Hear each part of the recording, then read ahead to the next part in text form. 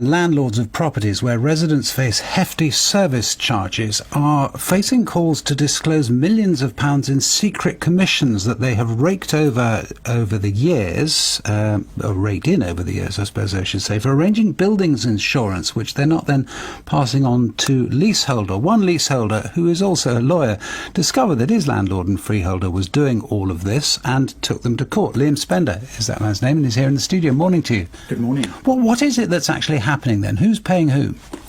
So what is happening is landlords are arranging insurance and at the same time adding on a large commission that's split between them and their insurance brokers.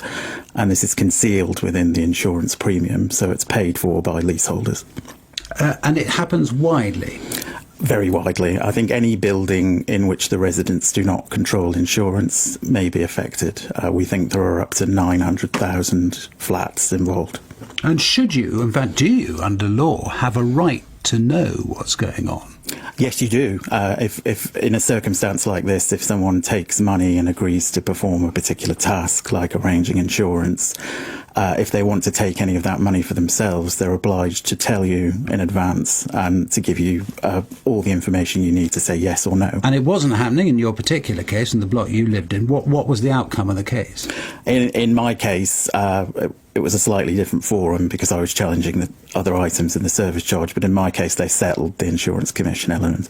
Right. So in other words, you got the money back? We did, yes.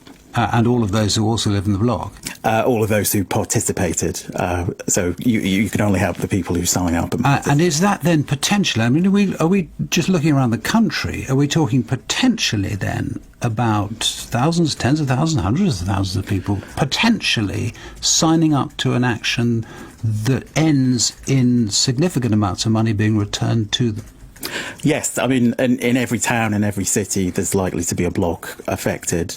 The FCA reported, the Financial Conduct Authority reported last year that there was 1.6 billion in insurance premium paid in 2019 to 2020.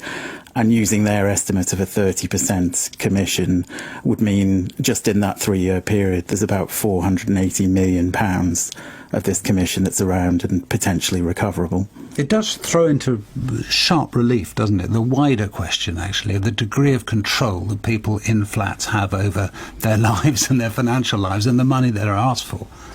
Yes, it does. I mean, personally, I think it's a system with an inherent conflict of interest. You have a third-party investor, a freeholder, who has all the power and none of the responsibility and can spend leaseholders' money in ways that don't necessarily benefit them. Right. Now, and I said you're preparing to launch a class action lawsuit. If people are interested in getting in touch with you about that, how do they do it?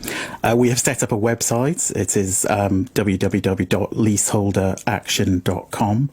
That has all the details and a form for people to sign up. Liam Spender, thank you very much. Thank you.